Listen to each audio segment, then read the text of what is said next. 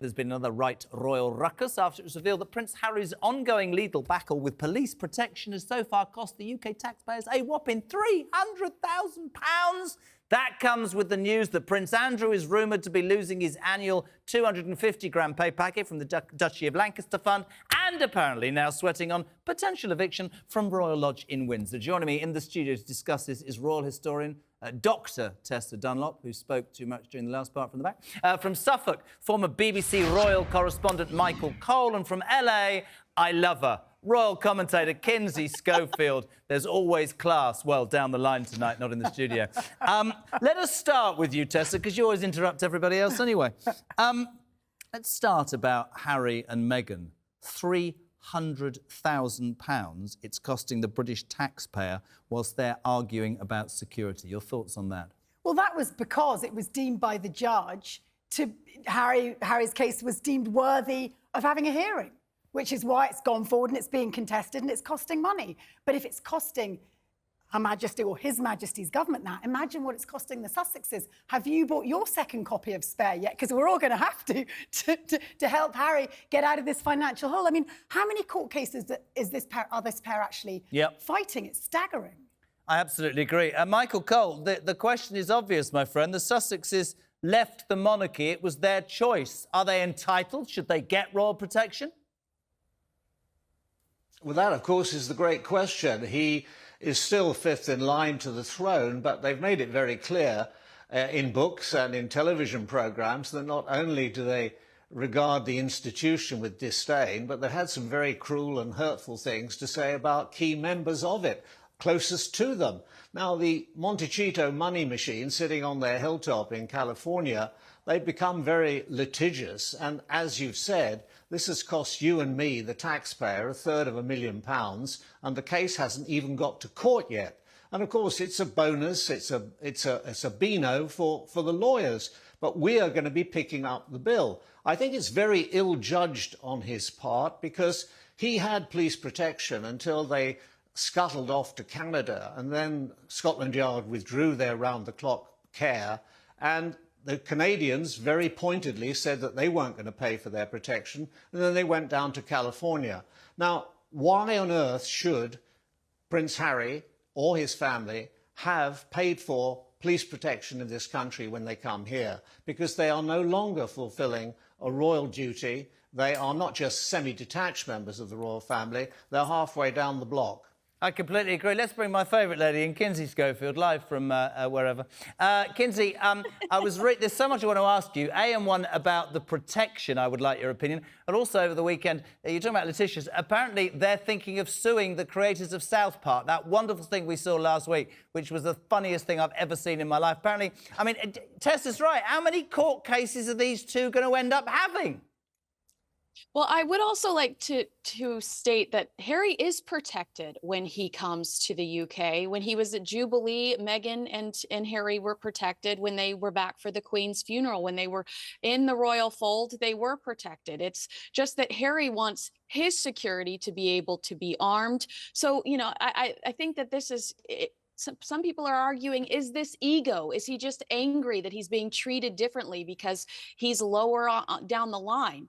But he is protected when he's in that space. But Kinsey, Michael's right. If you criticise something and don't want to be part of it, why the hell should you get benefits that come with being part of it? You're waving your pen at me. It doesn't make any sense. No, this is me ruminating. It's a tick, a mental tick to help the juices flow. What I think, actually, is that you can't sort of strip one from the other. He was born a prince in this ridiculous... Behave like one, then. Behave like one. He is. No, he's not. He's doing it on his terms when he wants to earn money, and he's slagging off the very institution he now wants to pay to pay for him to be protected. Go your own way, but don't have it always. I think the problem is it's very hard to separate Harry the person from Harry the prince. He's struggling with it.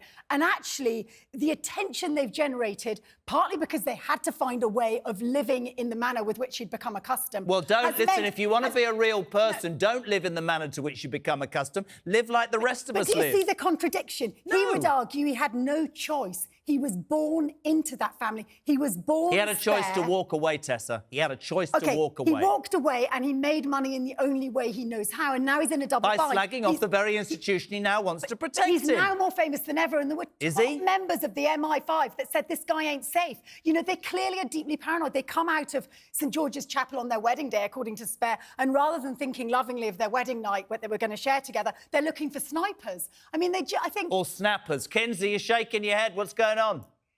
I love you, Tessa, but you know that Harry could have gone and become a motivational speaker. I want to talk to you about how I lost my mother and how it's changed my life. He did not have to tear into his family. He took the cheapest, the easiest route.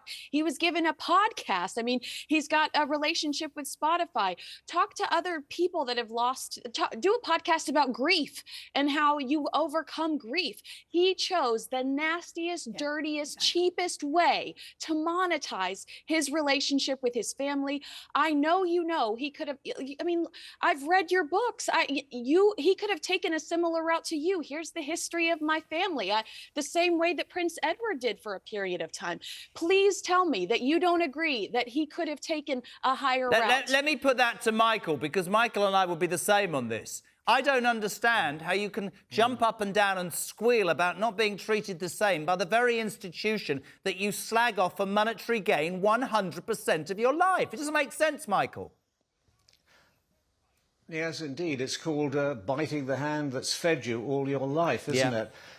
People wiser than me, and perhaps even wiser for the other people in the studio and elsewhere, say that he's in need of therapy. Well, if that is true, I should think that the worst way of going about it was to make films and write books which are only calculated to ingrain the grief, and I think it really is grief that is developing over the situation. Undoubtedly, he has complaints. Maybe they are justified complaints, but this is the very worst way of going about it. In every family, there are differences. This happens to be a royal family, but they're not best resolved by having a big row in the street. And sorry, go ahead. No, I was just going to say, and what I absolutely agree with both you and Kinsey is, if you've got pressure in your life from being this royal and you can't bear this life on the goldfish bowl, as Kinsey says, with your Archewell Foundation, do some good in the world. Don't sell your soul and then go, I can't handle, we wanted privacy, oh goodness me, I've sold my soul to the devil, now I'm suffering mental... You know, it's round the wrong way, Tess, come on. The problem is that I think it's undignified just steaming into Harry like he's some giant royal turd, which is why I end up seeming like the apologist. I agree the way he's gone about it is flawed. But this guy, despite going to Eton, isn't the finest mind in the world. He's in pain. He's angry. He's being ill-advised. I think the person he's married to, I think the combination is sort of intense in terms of the sum of their parts. Right, I'm going to... And therefore, it's like, we just need to push back and go, OK, he's not perfect, but maybe he's just on a journey. Can't have him. Michael, just to finish with you, Prince Andrew could be set to lose his annual allowance. His mum was rumoured to have paid in this, but now Charles is cutting back. He could lose his house there. Well, we live nearby, actually, in Windsor, Royal Lodge. What do you think about that, Michael Cole? Well, the King was never the greatest fan of Prince Andrew, going way back, and he's made it very, very clear to him that not only is he banished to outer darkness, but there's no way back into his former life as a royal member of the royal family, contributing to the whole. And this house he lives in, it's a rather splendid, beautiful white wedding cake of a mansion set in 98 acres of Windsor Great Park. He's not turfing him out, the King's not turfing him out onto the streets, but he's going to be reducing the amount of money, the allowances that he had from the Duchy of Lancaster, which is like a sort of back pocket for the King, over the years. That money is used to support working royals.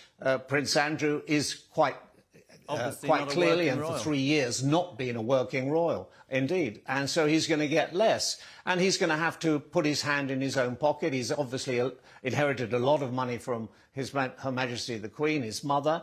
And, of course, we must be remembered that when he got married to Sarah Ferguson in 1986, which I covered, the Queen gave him a rather nice house, a historic mansion in Sunninghill within the it's estate awful, of man. Windsor. It's like a And supermarket.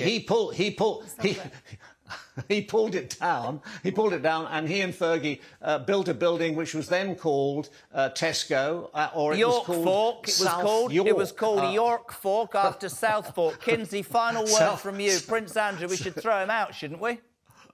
I mean, I'm reading that he could come over here and he could pull the Fergie 2.0, selling blenders and doing, maybe he'll do his own documentary with Oprah. Who knows? Come on over, Prince Andrew. There's plenty of room. We're letting everybody else cross the border. That's it. You've nailed it. Go on, final word. That's the next episode of South Park. Sorted. What with? Oh, you're amazing. Michael Cole, Kinsey Schofield, I love you. Tessa Dunlop, stop talking in the break. Thank you very much indeed. Next.